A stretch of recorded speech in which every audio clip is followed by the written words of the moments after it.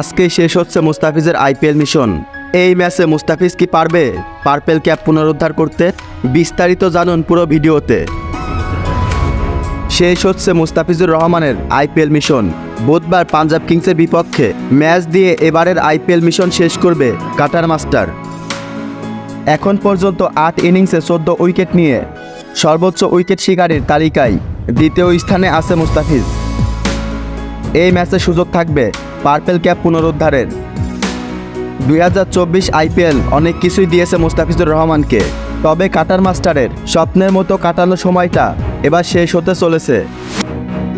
ঘরের মাঠে royal Challenger বেঙ্গালুরুর বিপক্ষে ম্যাচ দিয়ে নতুন দলের হয়ে এবারের আইপিএল যাত্রা শুরু করেছিলেন মুস্তাফিজ।